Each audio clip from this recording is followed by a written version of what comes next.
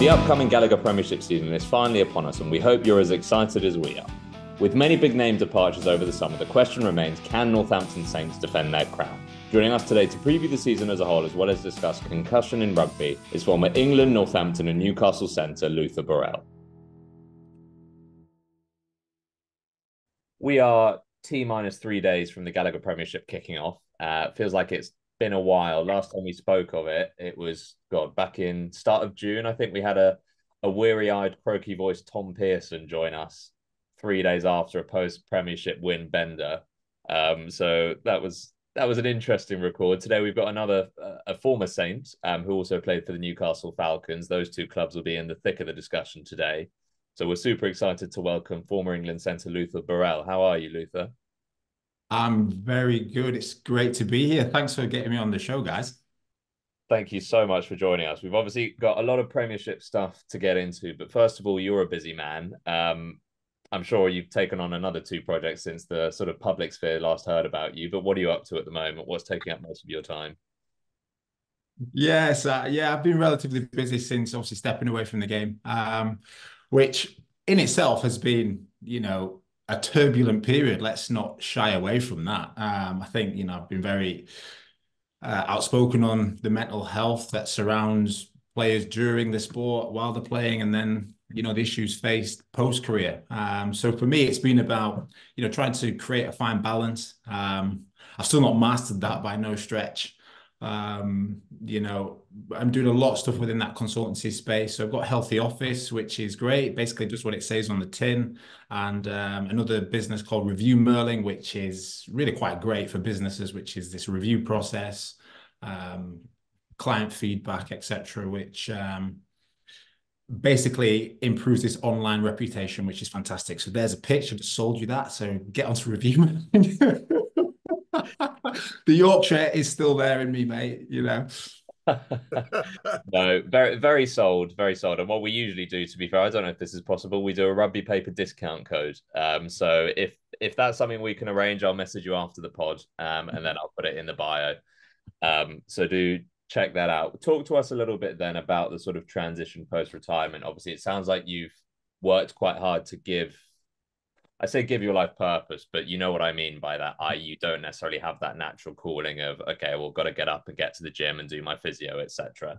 So how did you find that? Obviously, still only 36, 37 years of age. So your time is very much on your side. Yeah, let's not be adding years on me, mate. Let's not be adding years. You're 36, right? Am I? Who knows? Which passport are we pulling out? Well, who knows, mate? Google's passport. Yeah. With AI today, mate, I'll get something made up. There we go. You're 29. Yeah. But no, you're right. I'm 36, and time has been great for me in a way. I think I'm very privileged to have the career that I had and undergo no surgery whatsoever. So I've been in good shape. I've always really looked after my body. I think a lot of it comes down to my genetic composition, which has been great and suited me well. It served me really well. So I've come away from the sport and I've kind of adopted, a bit of a routine in terms of what's going to be beneficial for me for the longevity of my life. And, because there was about 6 months when I finished playing, I'd still decided that I was this elite athlete and I'm just going to continue to be Luther Burrell, the infamous rugby player, and just be as strong and barbaric as I was when I was playing. And, you actually come to a quick conclusion that that's actually not achievable. And you also reflect and think, bloody hell, I was lucky to be able to do that day to day with all my mates and, have competitions and hit personal bests year after year with the best conditioners and best coaches in the world. Because then you come away from it and you think, right, okay, well, I don't really need to do that anymore. So what can I do actually that's going to be of benefit to me and give me longevity and actually, let me find some sort of balance in my life. So basically do beach weights. Chest and arms. Which is essentially all we wanted to do while we were playing rugby anyway. It's just do guns and chest, and that's about it. Yeah, work on a bit of abs, and that's about it. That is fascinating what you say though, Luther, about the randomness of injury and the sort of physical wear and tear, because it's such a big theme at the moment.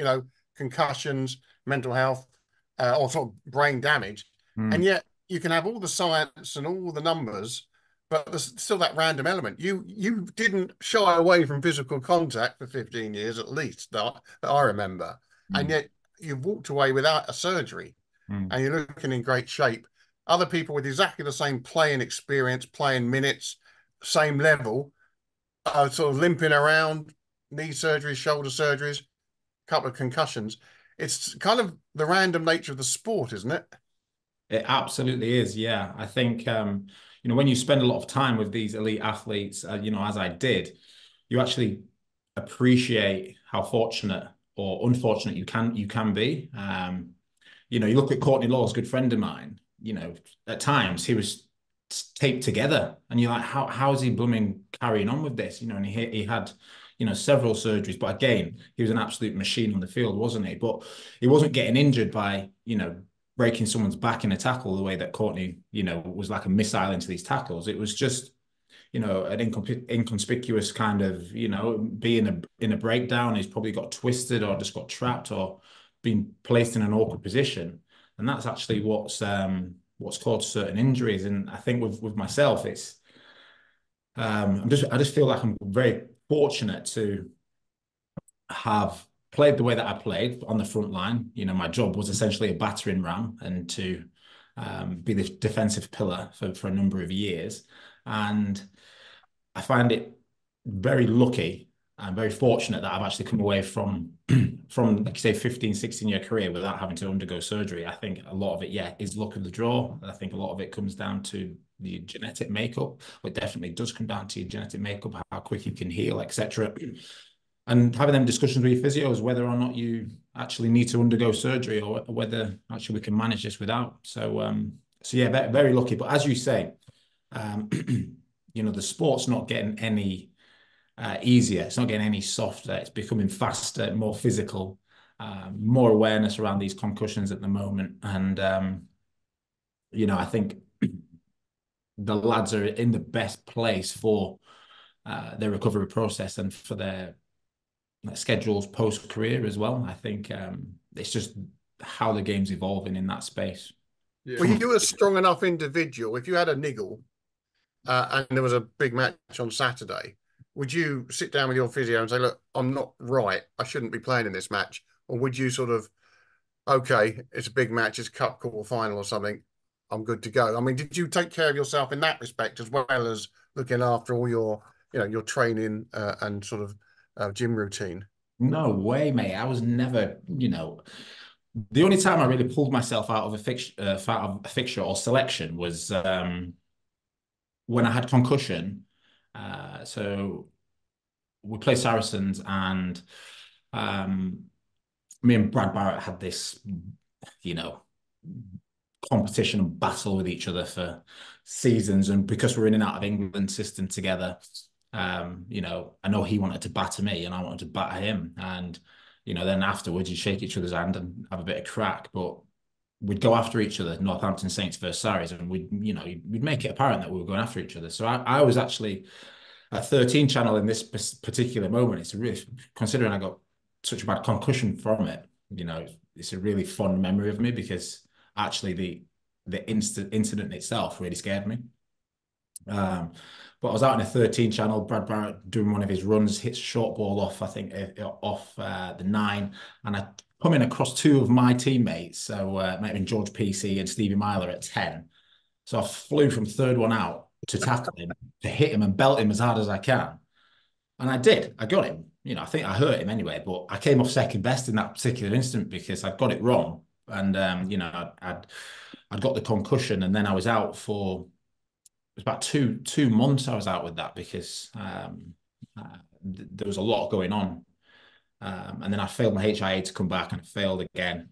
And then I got myself right and something just didn't quite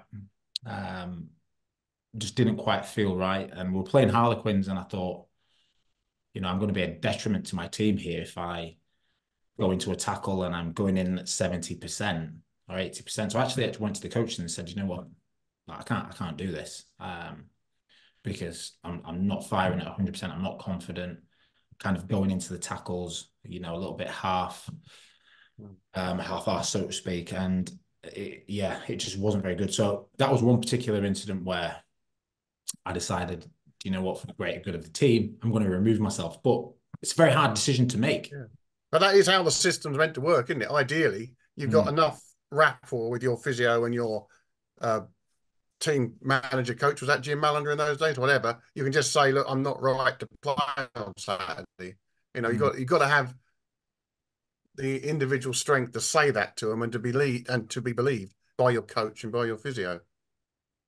Yeah, absolutely. And they're the relationships that you build over a very short period of time, actually. But that's the beauty of the sport, and that's the beauty of when you've got a team that's all aligned, how quickly it can come together and you can build that trust and you can have that open conversation. And with Jim and Dorian West, Nobby at the time, and Kingy, that was very easy for me to do.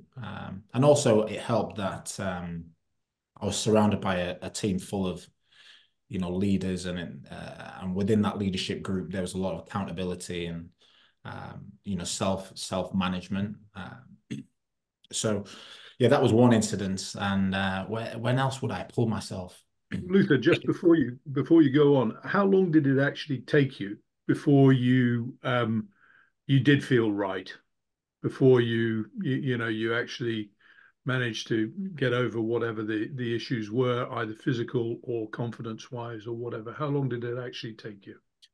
Yeah, well, I actually suffered from like vertigo. The collision I had whiplash all down my neck. I'd had swelling, down the side of my face. So from that point of view, the actual physical damage was, that was a month or so. But then the mental things that followed are what was really difficult for me to get over. And that was things like sitting on a bike and not getting a headache. That probably took about 6 or 7 weeks. And then it was, okay, can I run around outside? And the problem with this, it's unseen. And it's what I talk about with the mental health when I do my talks. It's these unseen battles that people don't appreciate unless they've gone through it themselves or they know the actual, prognosis. And with myself, that period of time, I'd be lying to you now, lads, if I could say I 100% felt that the coaches believed what I was saying, and they didn't actually think, because physically you look fine, and I was looking after myself and I was gradually getting myself back into the gym, and then you'd kind of do something relatively strenuous. Sorry, something that's actually not that strenuous, but it would feel like relatively strenuous, and you kind of being questioned on, really, it's a bit unnatural for Luther, this. And again, that was also an unseen battle that I was having in my own head about, why is this happening? Why can I not get over this? All I want to do is get back out there with my team and do what I do best and help this team push on and, get back into my playing rhythm. That's what's going to make me feel better, when actually, it wasn't. It was actually going to make me feel a lot worse at that particular period of time. So, look, it took me about 2.5 months in total to really get over that particular concussion. And I think that comes down to, yes, the mindset, the neurological issues that I was facing as well at that particular point in time. And also, mate, this game is all about confidence. I go across the whole Premiership teams and Premiership players, and I can tell you now that all of them, if they were 100% confident, they would be playing their best rugby in the world. Can I ask you what your thought is about when you describe what you've just described, what are your thoughts about the HIA protocols as they are? Yeah, I think Are you sometimes stunned by the fact that people, having had a concussion are very often back within a week? yeah, I think look, it's very difficult for me to pass comment on this because I've been in that place. So I understand. So it's very difficult, from okay. So let's just say from a perspective of me now not playing rugby and thinking about the general welfare of these players. Yes, I do think, wow, how can they come back? Perhaps they need a little bit longer to actually make sure they're neurologically okay.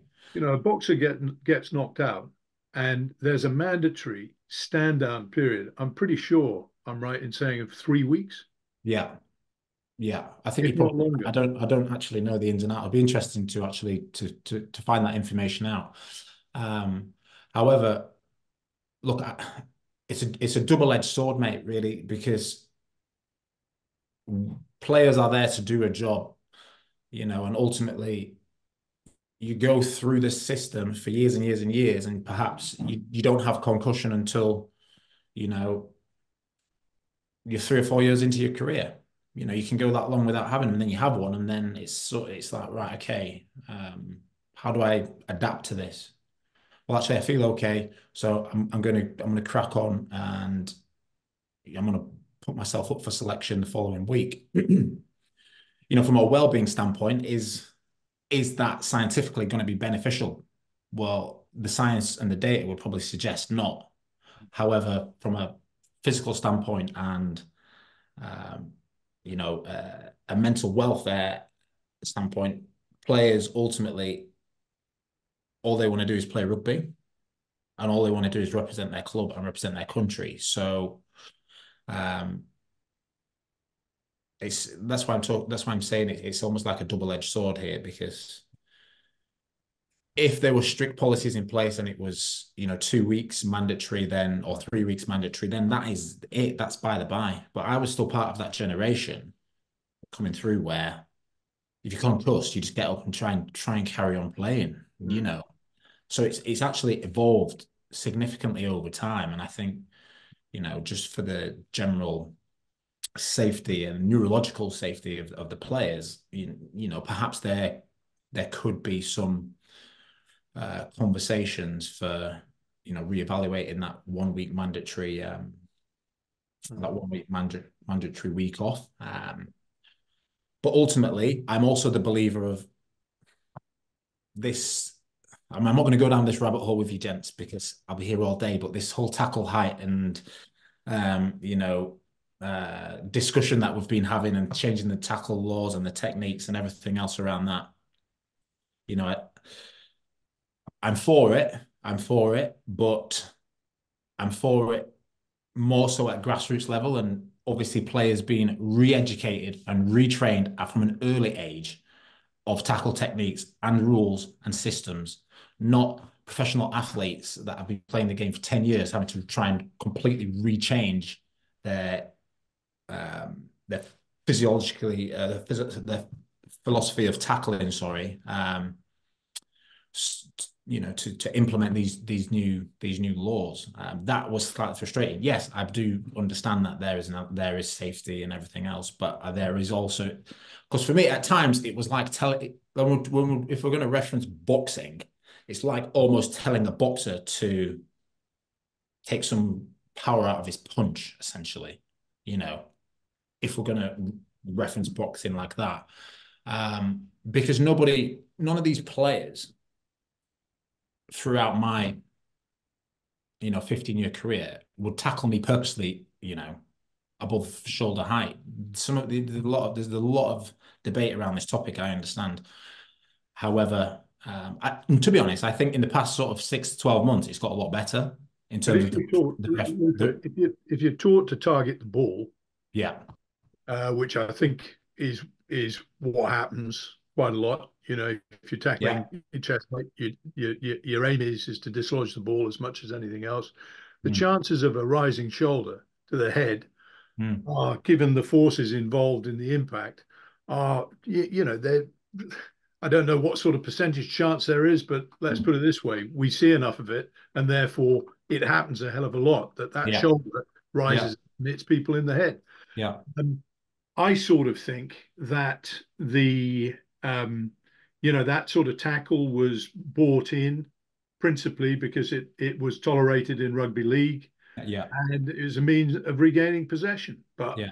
I think that its impact, and certainly the impact of double tackles, because of the way in which the defensive lines have become flatline defences, has become a significant change in rugby union, and has probably contributed. I mean, this is my own view. Has probably contributed to the increase in concussion. Yeah, I think it'd be interesting to see the supporting data with that, because I'm sure it's out there somewhere. I think let's just say when I went to play rugby league, I used to play rugby union on a Sunday and rugby league on a Saturday, right? And I did that for years as a teenager. And obviously I went to I signed pro at Leeds. I was on a dual contract there, and I joined up with the Leeds Rhinos for a period of time, and also played for Leeds Tigers, Leeds Carnegie for a period of time. And so basically I had no time off. I'd just go from season to season. And it was amazing. I couldn't do that flipping it when I was, in my mid-20s. It was quite bizarre how I managed to do that as a teenager, but there you go.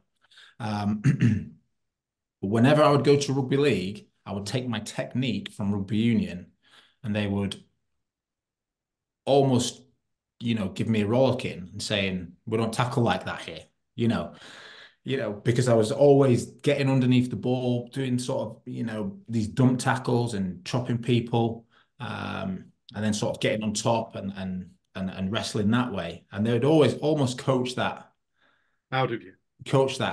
Yeah. Which again, then it went over to rugby union, and you can understand why, with the coaching system, the defensive leaders that have come into the sport. The majority of defensive coaches, or successful defensive coaches now, are predominantly from rugby league background. Would you not agree? And so there's an element of that, which is obviously a topic of discussion.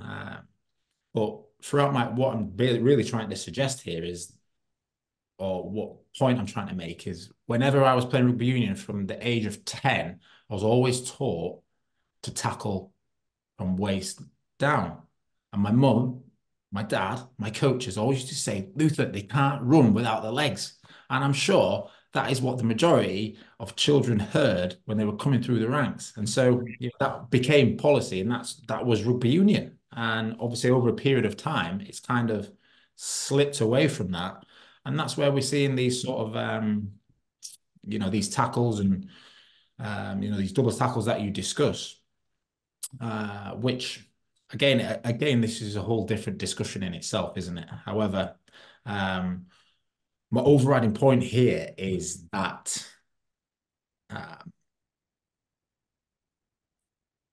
I don't believe we're going to be able to prevent some of these challenges and these physical challenges that we're seeing referees blow up for. However, I do believe over the last season, definitely, the referees were so much better at managing them, because I think when these rules first came out, it was like the game was all over the place. Stop, start, whistle, yellow card. Is that a red card? We'd be in an hour all this period of time about, is it yellow, is it a red, etc. So I think what they are doing at the moment is finding a really nice balance in terms of the sin bin, and it goes to review. I think that's really quite smart.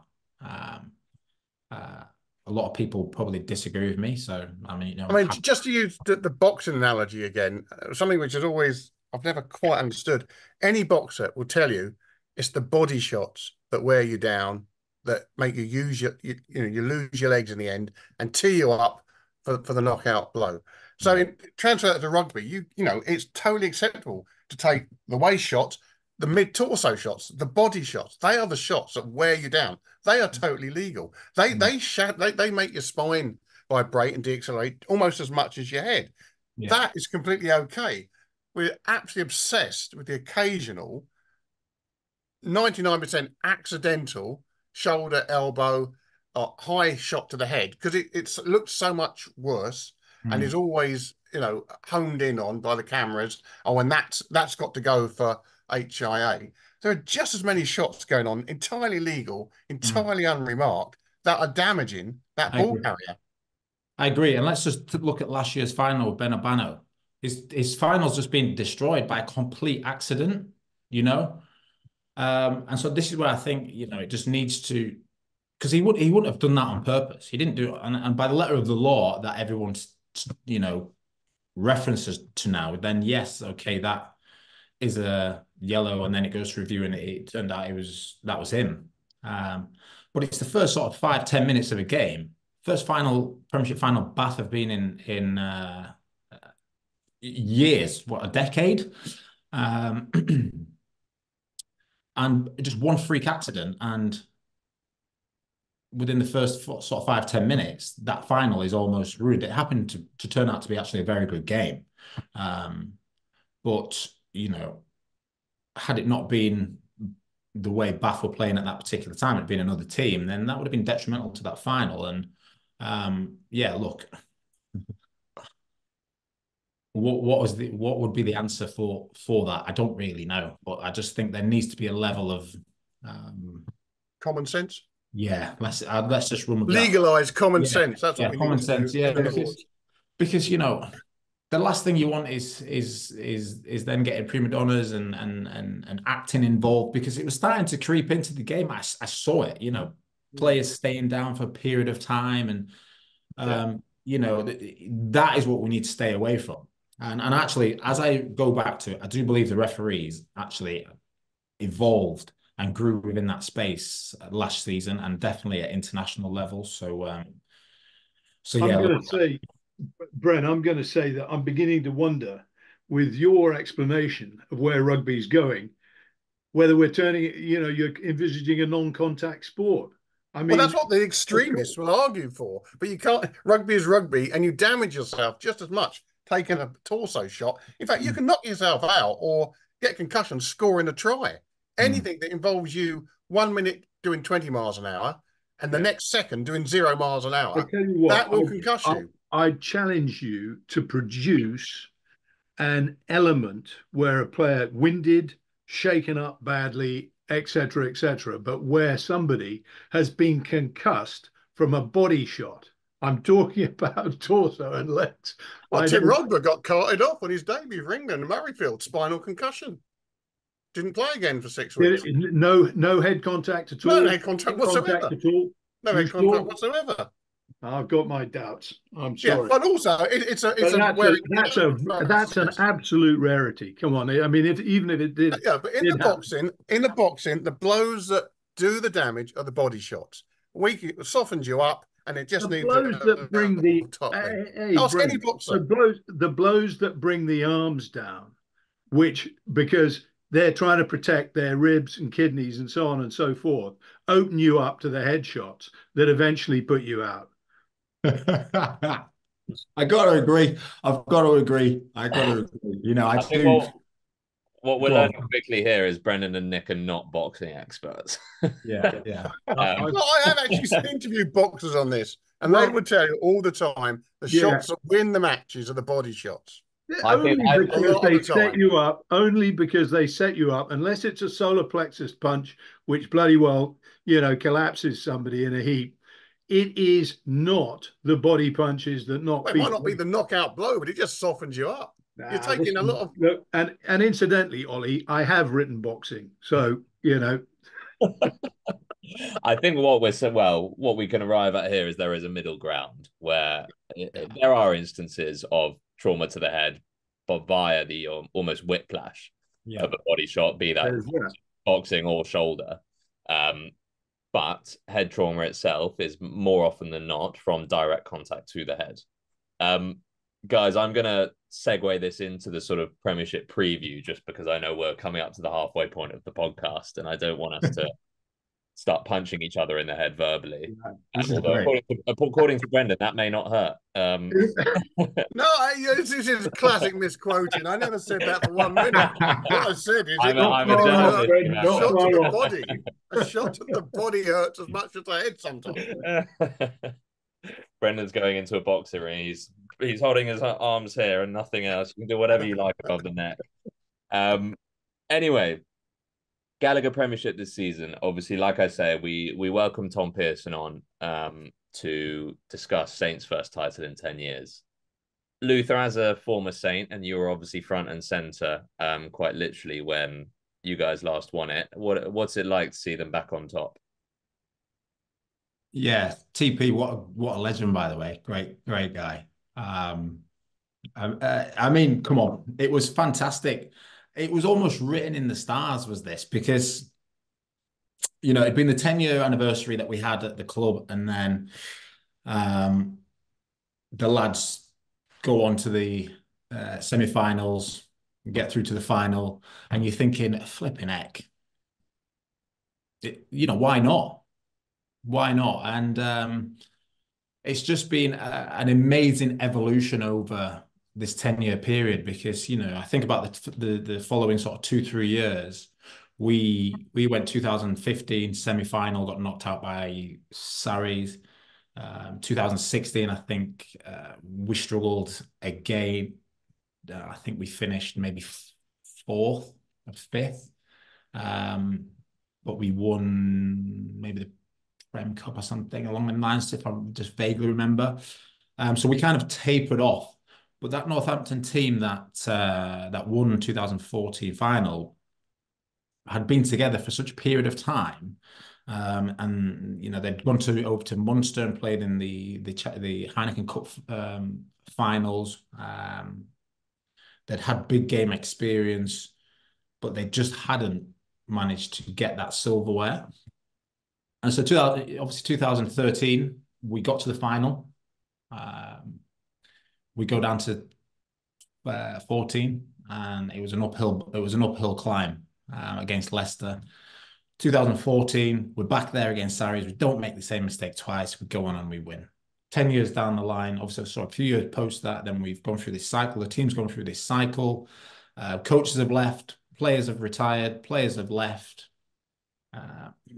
And then they've found over sort of the past 5-6 years this balance from Chris Boyd, Sam Vesti, obviously Phil Dowson coming in. They've got now a defense coach, rugby league defense coach. That's actually done a really great job there. And what I see is a group of younger players that it's quite fascinating to look at them now. Furbank, Mitchell, Hutchinson, Dingwall, Moon. These players, Colsey, that were these quiet little academy players that didn't really say much. They were a bit they'd get a bit of stick every now and again from us lads, and they just took it, and they've just evolved immensely over a period of time into fantastic leaders win the Premiership, but more importantly just really great guys, which has been really great to see, to be honest. So yeah, to answer your question, look, I've got into it there a little bit from an emotional standpoint, because it was just really beautiful for me to see those lads experience that moment, because it only happened once in my career, winning the Premiership.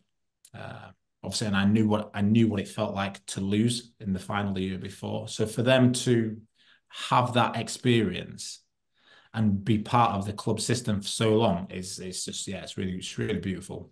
Just tell me, Luther, as a centre, what you make of Tommy Freeman and what you think his best position is, where he's going to get the most out of himself, and England and possibly the Lions are going to get the most out of him. What do you think of him? I text Northampton conditioner, my mate Ben Rhodesy. I said, this guy is a freak, isn't he? He was like, mate, like, you've seen nothing like it.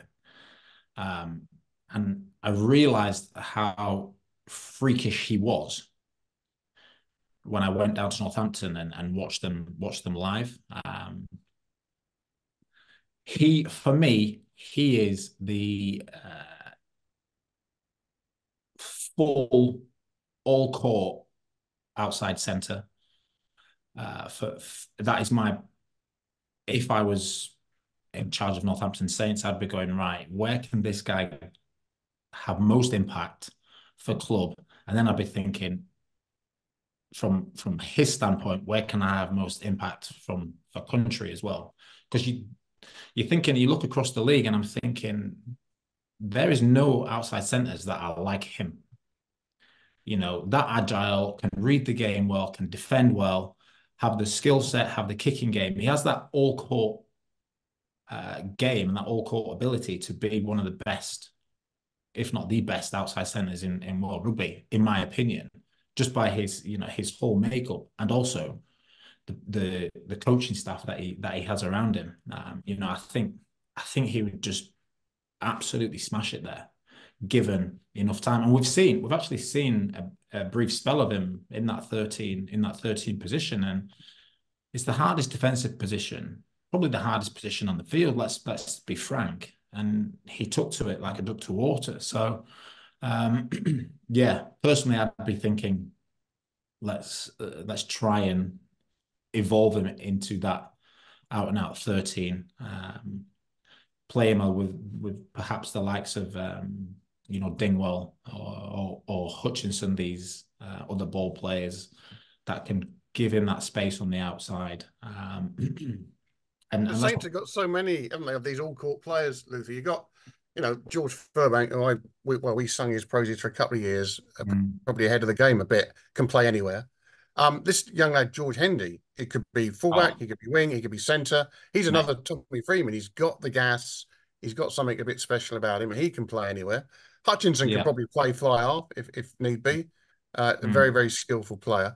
So there's a lot going on in that back division, a lot of possibilities and directions it can go. In fact, when players are away on international duty, the backs actually seem to still operate very well. Yeah, absolutely. And that's no surprise with Sam Vesti there and what he's brought into that attacking structure. Also with Finn Smith. Finn Smith. He's probably going to give me some jip for that if you want. Finn Smith in there, his evolution and the maturity that he plays with, for a 22-year-old lad is fantastic, and how he can make that backline come together and gel.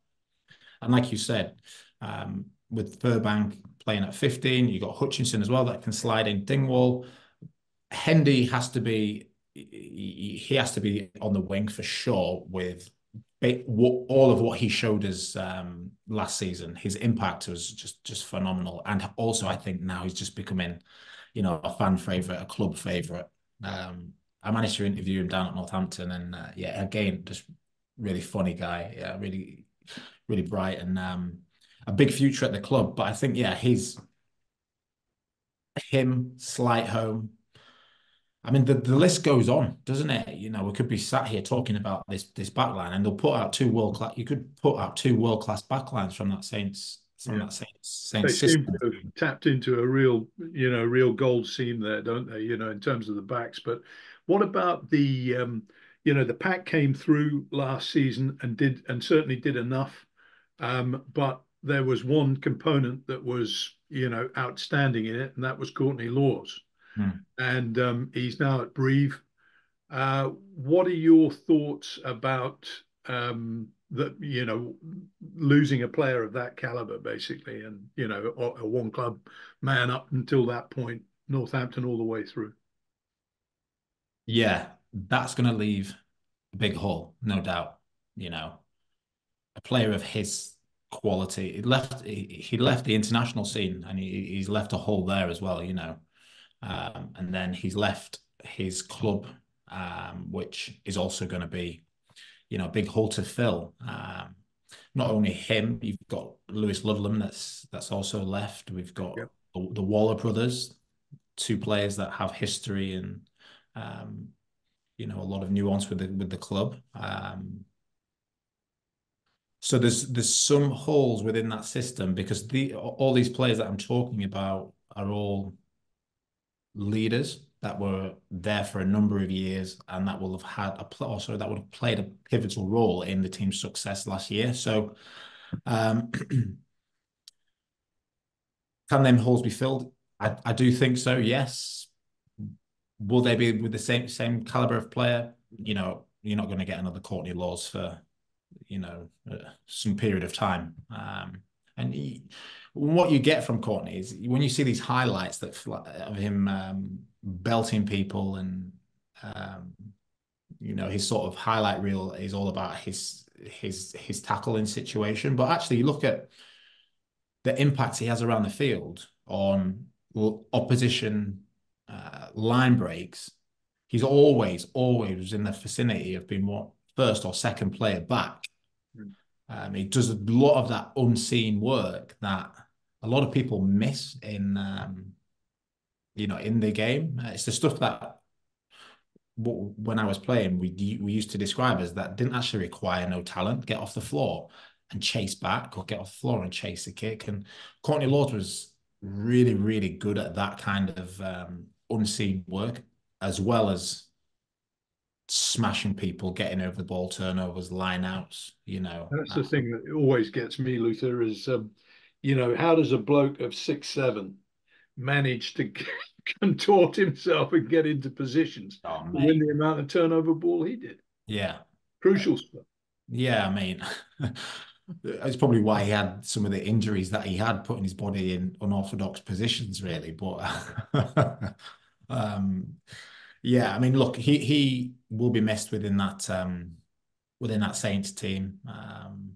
Like we say, he's already been missed playing for country. He'll be missed for playing for club as well. But one thing about Court and what we've heard Furbank speak about within this space of captaincy, which fantastic for George that he's been named club captain. Amazing, what an honour.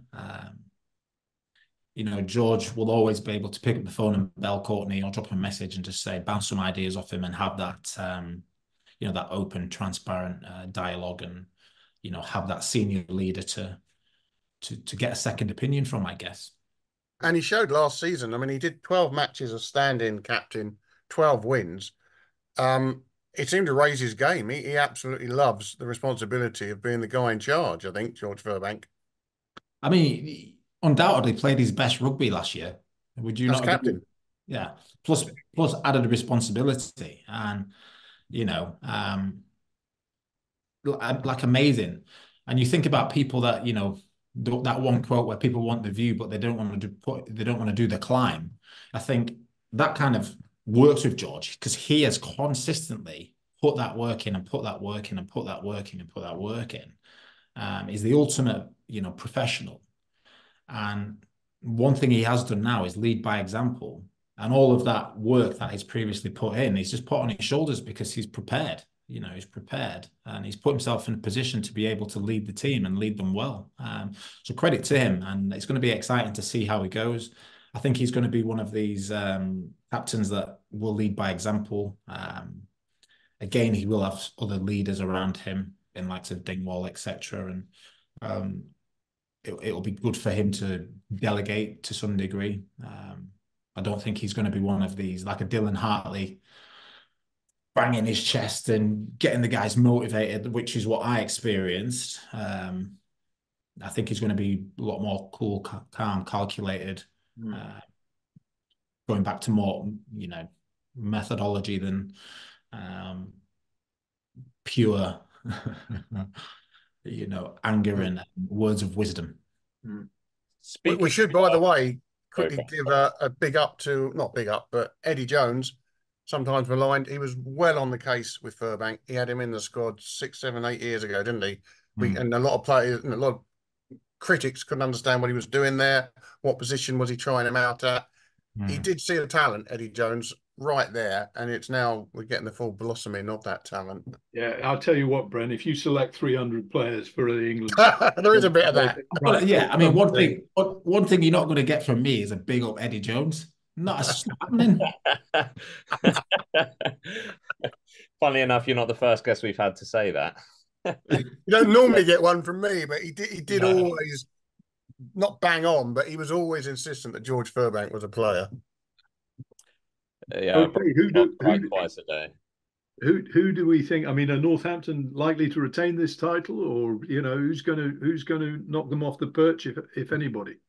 Bath, if anybody, I think Bath. Actually, okay. I think this is going to be one of the closest Premiership seasons that we're going to see today, to date. Because I look at some of the recruitment. I think Newcastle, they'll struggle. I just think, it's madness that they went a whole season, lost every game, and they're still in Premiership. But that is the nature of the beast at the moment. Yeah, and that's a massive issue, I mean, but it is, and I suppose if we're talking about the Premiership as it exists, we've got to deal with the fact that there's no promotion relegation apart from this season. So maybe Newcastle will find themselves in a playoff position. I don't know. Yeah.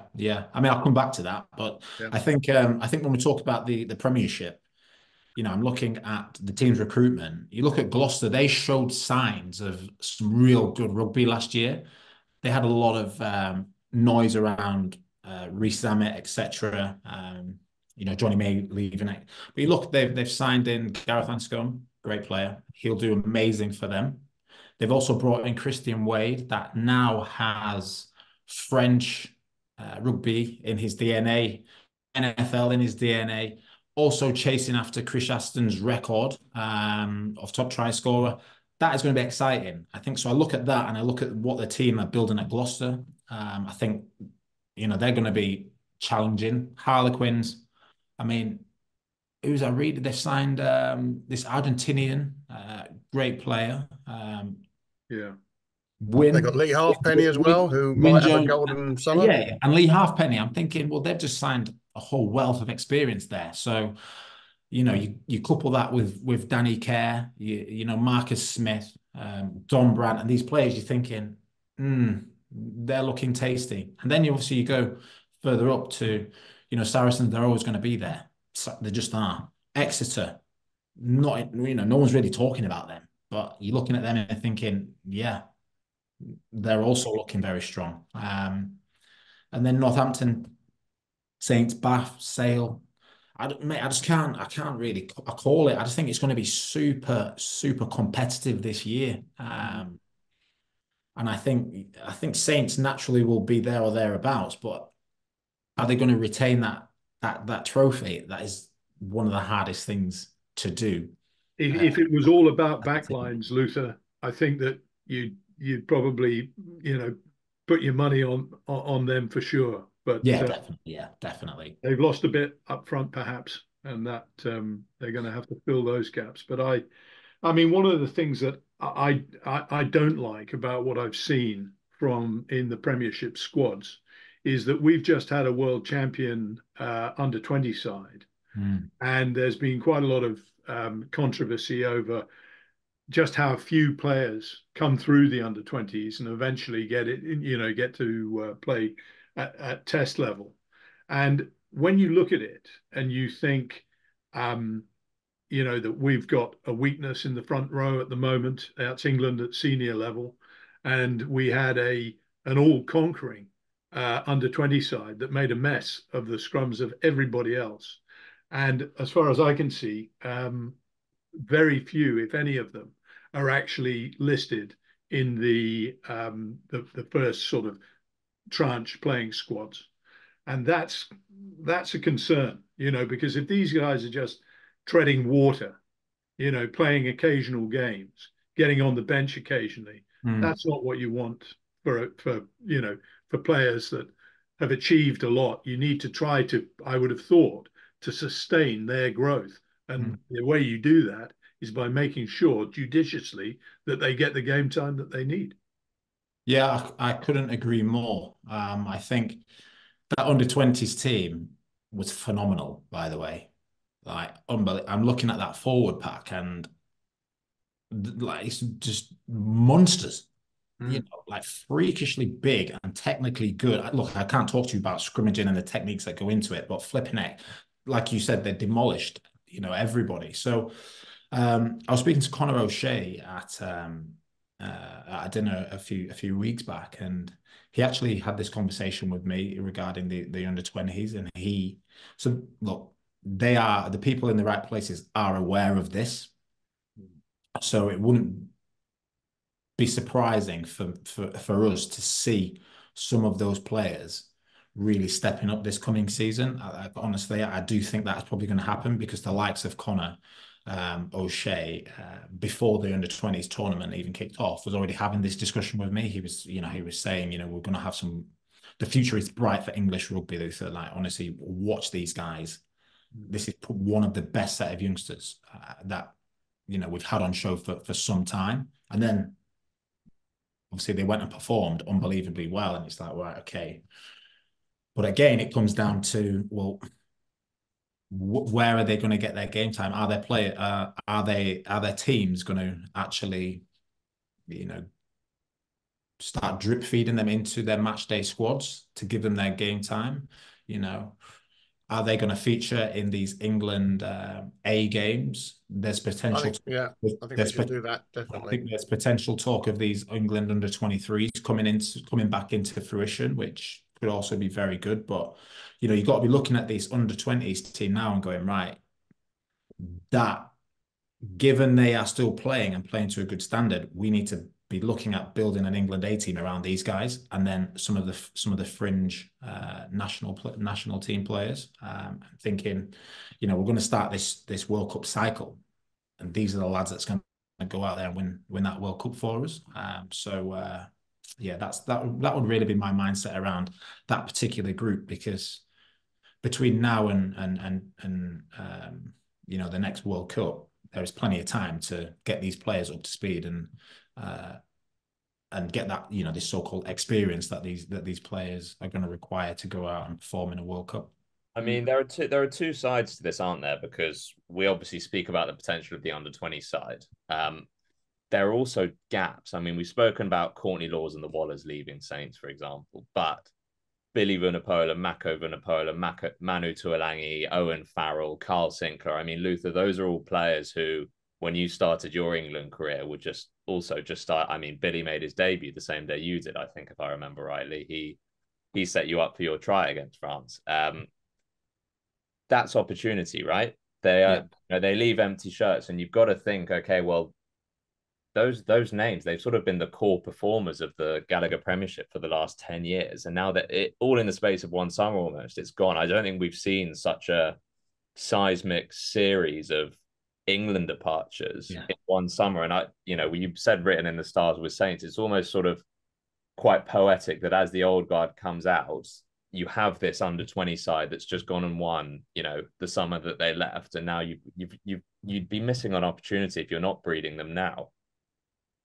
Yeah, I absolutely agree. And there's Steve Borthwick will have a system in place to try and implement that, the most strategical way possible.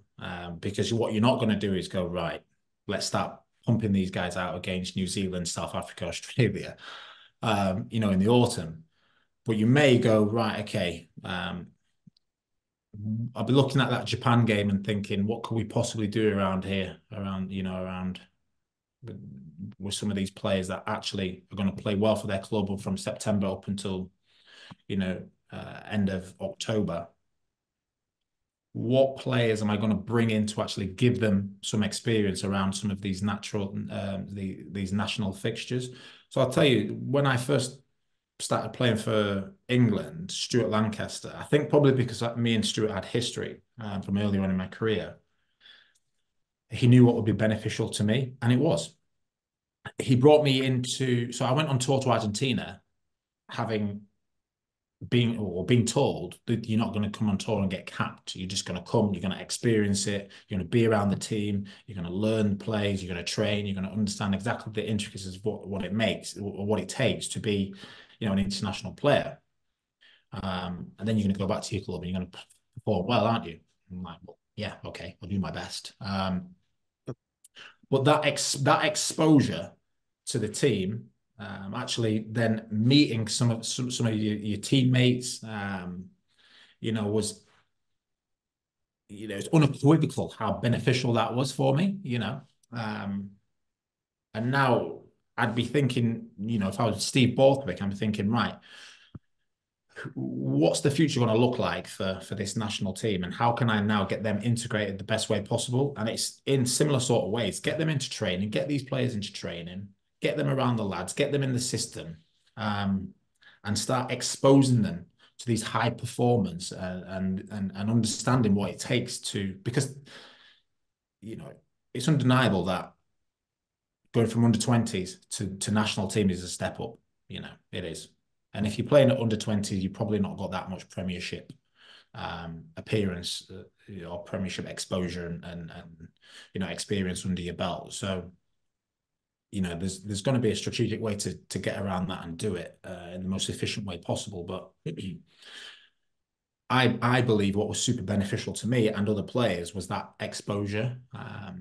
Naturally, obviously, I'd had the exposure from playing Premiership rugby, but actually, when you go to that national team and you think, "Ooh, dip my toe in here. I don't really want to let this go,"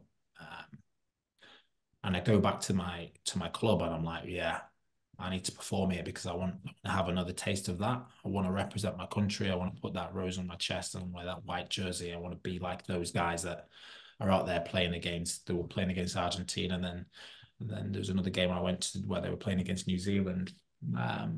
And just having that little taste just sparks that hunger.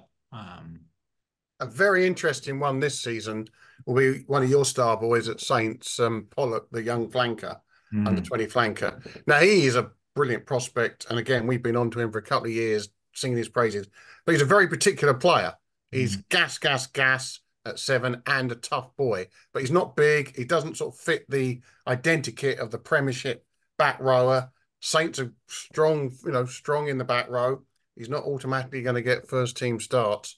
I think he played at Bedford last year, didn't he? So he wasn't playing Prem rugby last year. But, wow, there's a player there that the Box would love to have, that New Zealand would love to have, a young talent. And I'm fascinated to see how he is handled by Saints, by England, where he gets his rugby in the next year. Yeah, well, let's just talk about reference Courtney Laws again. So when Courtney was sort of 18, 19, 20, he wasn't a big lad. He wasn't doing, what he was doing sort of late 20s, you understand? So it took an element of development and actually figuring out where Courtney's going to be most efficient. And it actually turned out he was more efficient in the back row than he was in the second row. And it also turned out that he ended up putting on a decent amount of size and muscle mass. Yeah. Where it evolved his game and evolved how he could have better impacts throughout these games. So you're absolutely right. It's going to be interesting to see how, Pollock does develop under that system. But, I do believe, let's look at, you could say the same about Earl, I guess, he's put on a large amount of size over a period of seasons. But again, he was that back rower and that number 8 that was just quick off the base and explosive, earlier on in his career. And he's since then put plenty of bulk on and plenty of size on. So, yeah, look, it'll be interesting to see how that actually unfolds with Pollock. But yeah, look, I mean, Saints is probably a great club for him to be at, with the likes of Phil Dowson, former back row, understanding, what it takes to, one, be a Northampton Saints player, but two, also obviously make that step up to national level. And a team that likes to keep the ball alive and where there's a premium on back rowers who can be on hand at all times. Yeah, absolutely. I want to go around. We mentioned winners. I want to go around and have everyone predict their winner. Luther, I presume you're not going to go against Saints. So perhaps that's an exercise in futility for you, but tell me if you're going to say otherwise. Oh, do you know why? Because I know it's so hard to retain. It's so hard to do. I've got to stick with him, and I just have to. I thought so. Well, it's either them or Falcons, right? And I think Falcons is maybe a more fanciful prospect as things stand. Order. Brendan, who are you picking? It's needle and a haystack. I actually think Saints are going to be hard pressed. They're going to have a lot of representative honours this season. A lot of their players are going to have lots of Test rugby squads and all that, and starts becoming difficult backing up. I think that's what Luther is alluding to, really. So I think they'll be there or thereabouts.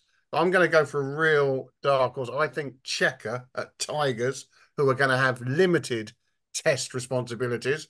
They've got a makeup there that could really shock people. So it would be very good for the Premiership if you suddenly got them, a full bore Tigers back in action. I think they could do something this season.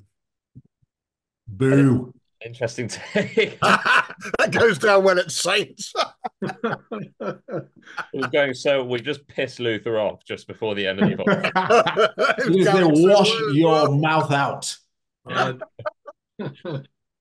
don't know. I mean, I sort of look at Leicester and I see Jasper Wiese having gone. I look at their pack, and I don't think that they're a world-beating pack. I think they've got a good back five. I like, obviously Martin Chesham, and I know that the young England under-20 captain Khan Duff is somebody that they've put into their. Those Cheshams now, they're both fit, aren't they? Yeah, but I just sort of look at them, and I'm sure that they'll be much more competitive this season than they were last, Leicester. I'm not quite sure that they're a title-winning side.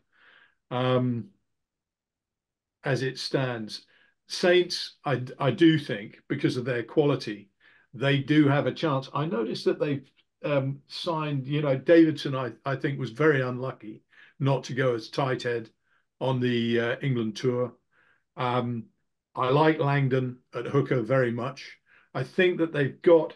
I hope that they've got enough up front to produce the sort of ball that they need to for that back line, because as I think Luther alluded to, they've got more than just one back line, and if they get call ups at international level, what they've got left is still pretty potent. So I think Saints have definitely got a chance.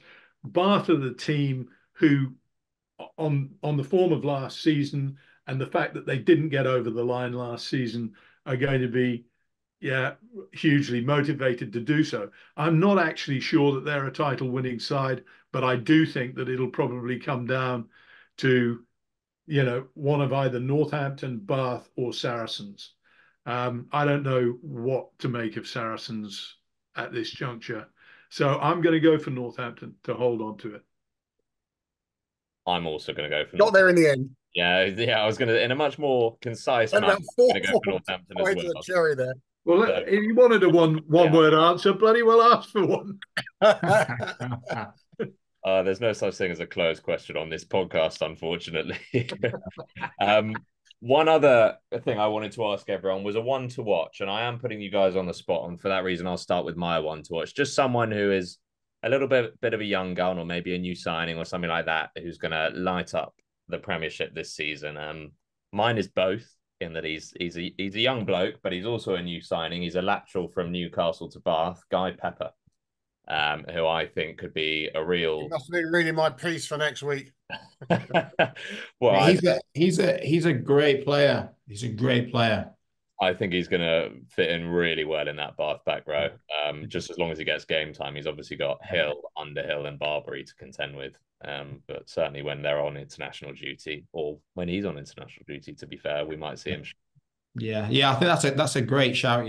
Obviously from spending my time at Newcastle, he was in that senior academy role, and to see him actually come on and develop and actually get his opportunity and perform to the standard and really stand out has been it's been great to see. So I'm chuffed for him that he's actually managed to secure a club like Bath.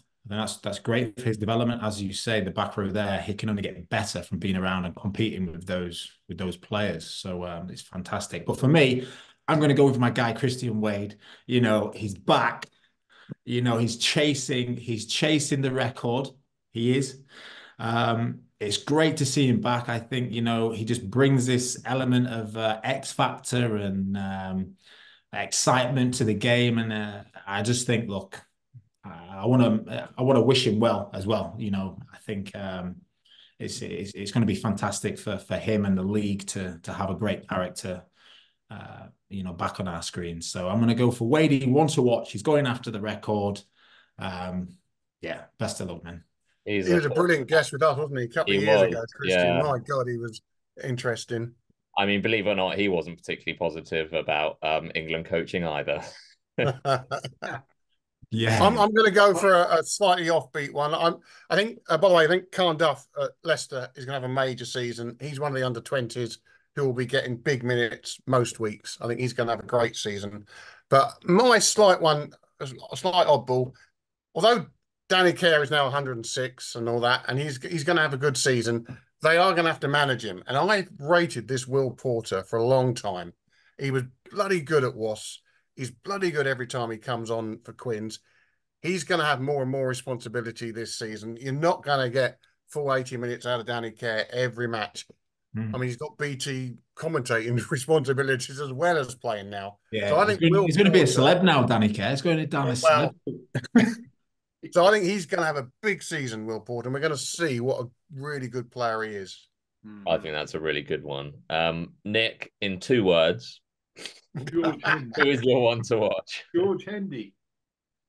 Good shout. There you go. No qualification. George Hendy. Thanks, Nick. Anyway, no, George Hendy's a good one as well. Okay, so we picked Bath, Saints to win it.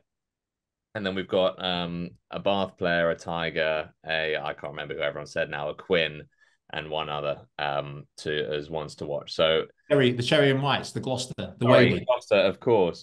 And I would love to get Christian back on the podcast. So I'll be working behind the scenes to make that happen. Well, you remember his name next time. yeah. Just forgot. Just take this out of the clip. Yeah, let's just hope he's not listening to this because that'll burn that bridge very quickly. Right, guys, we will wrap up there. Luther, it's been an absolute pleasure. We'd love to get you back on as well, maybe this time towards the back end of the season, and we can see how our predictions fared. But no, awesome to have you, and great to see what you're doing post-retirement. As it's all very, very inspiring stuff to hear about. So thank you for coming on and sharing that as well. No, I appreciate it. Thanks for having me. Obviously, love chewing the fat around our sport that we all love. It's been a pleasure, guys. Thank you. Good to chat, Luther. Likewise, Luther. Great stuff, guys. Well done. Thanks for listening to this week's edition of the Rugby Paper podcast. And don't forget to subscribe on whichever podcast platform you use and recommend the show to your friends. The Rugby Paper is available to buy every Sunday, and to make sure you don't miss it, subscribe through our print, digital and online options at therugbypaper.co.uk/subscriptions. That's therugbypaper.co.uk/subscriptions to get all our content for as little as 14p per day.